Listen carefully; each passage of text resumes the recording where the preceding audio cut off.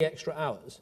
Now, this isn't an accident. It's because we brought in universal credit and increased the minimum wage and increased the personal allowance and boosted support for childcare. That dad I mentioned, he now takes home 31p instead of 17p for the next hour he works, and is £66 a month better off in his minimum wage job than in 2010. Again, that's thanks to universal credit, tax cuts, and the increase in the minimum wage. The other family I spoke about, the mum who lost money for working the extra hour, now takes home 15p of the next pound she earns and is the equivalent of £159 better off each month. When we introduced 30 hours of free childcare in 2017, she'll take 69p of the last pound she earns, and overall her family will be £330 better off than in 2010. In other words, what we're doing is we're making work pay. Now, these examples tell you why we're doing all of this, and as I've said before, I'm not in this job to be some high-powered accountant. I don't just want the lines on the graph to go in the right direction. I want the lives to go in the right direction. I believe passionately in reducing poverty, and the best route out of poverty is this: work. We've proved that.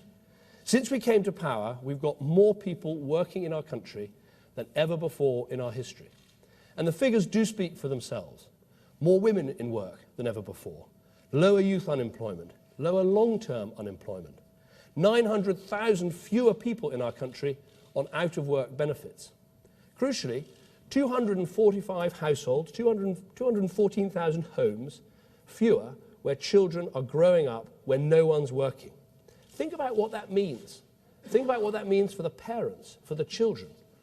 And we are tackling poverty. There are 600,000 fewer people and 300,000 fewer children in relative poverty than when I became Prime Minister. Because Conservatives stand for a simple truth, that compassion isn't giving people a benefits check, it's giving them a chance. So that is the choice at this election. On the one side, the so-called Labour Party, the party that increased welfare spending by half, but under whom poverty actually increased. The party which doesn't get that just doling out more and more welfare to people doesn't help them. The incentives it creates can actually hurt them. The party that's behind one of the biggest injustices of our age, punishing hard-working people on low incomes by letting welfare balloon, unemployment rocket, and education often seem pointless. The Labour Party? Really? I sometimes think the name is an offence under the Trade Descriptions Act. And let's be clear, if they get back into power, we'll be back where we were before. Back with the mum turning down a job offer because it's just not worth it. The dad making sure he doesn't exceed 16 hours work a week so it doesn't affect his tax credits. The child who's asked what he wants to do when he grows up and says nothing. Make no mistake about it. With the SNP holding a Miliband government to ransom, it could be even worse. After all, what do the SNP care about families in England getting free childcare? What do they care about cutting taxes? They're more interested in spending hard-working people's money. What do they care about making work pay? They said on Monday they would stop universal credit, which, as I've explained today, is so crucial to our plans to make work pay. What do they care about helping people across the UK into work? They don't even want a UK. They don't even want a United Kingdom. No, they want to expand welfare, failing more children, trapping more families, and dragging Britain down. So there is only one party that can stop this SNP Miliband nightmare. And that's the party that is transforming Labour's broken, wasteful, stifling system, and that is giving more people than ever before the dignity, the satisfaction, and the security of bringing home a wage. Yes, the party of work, the real party of Labour, is us, the Conservatives. And that's why, for the sake of every family, every taxpayer, and for the future of our country, we've got to get out there and win on May the 7th. Thank you very much indeed.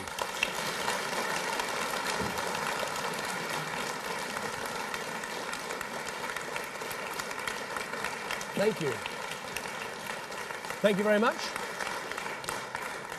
Thank you very much. We've got some time for questions. I'm going to give priority, if I can, to the regional media because I'm short of time today. I'm not going to be able to do a huddle with you. So if we've got ITV Anglia or BBC Look East, if you want to go first.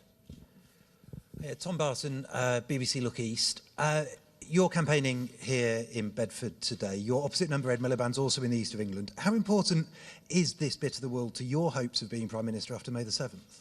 I think this is absolutely crucial. Look, the east of England has been a real motor for our economy. Those 207,000 extra jobs, many more businesses locating here, expanding here. It's a vital part of our country.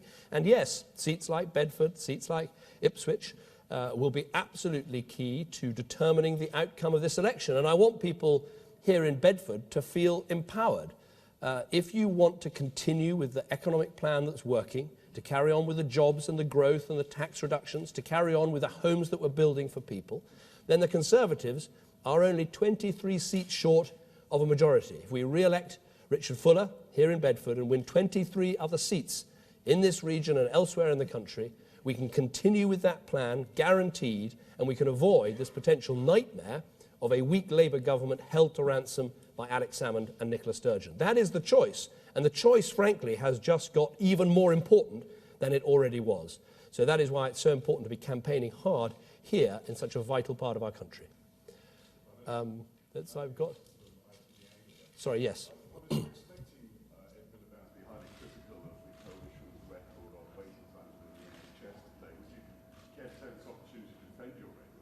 Well, the crucial point that we have done with the NHS is that we have put in extra money for every year this government's been in office. Ed Miliband and Labour's advice in 2010 was that increasing spending on the NHS was irresponsible. That is what they said. We ignored that advice and we put the extra money in, and that is why there are 1 million more patients being treated. There are 6 million more outpatient appointments. Here in Bedford, actually, there's a very good record with the local NHS in terms of the 4-hour waiting target. Here in Bedford, they're meeting that on 95.7% of people. So that is actually ahead of the target that we set. But the only way to safeguard the NHS for the future is to continue with the strong economy and the growth that this government's delivered, which has enabled us to say that we will fund in full the NHS's own plan for its expansion, the Simon Stevens plan, which Labour have refused to back. We back it, we can pay for it, we've got the economy that's strong enough to support it. Let's have a couple more quickly. Let's have James Mates from ITV. Prime Minister, you tell Labour not to lecture you on poverty on the day in which we can now put figures on the rise in food bank use. It's not a good record of the last 5 years for you, is it? Well, the record is very clear. There are fewer people in poverty, there are fewer children in poverty, and pensioner poverty is at its lowest level for decades. The best way out of poverty is a job.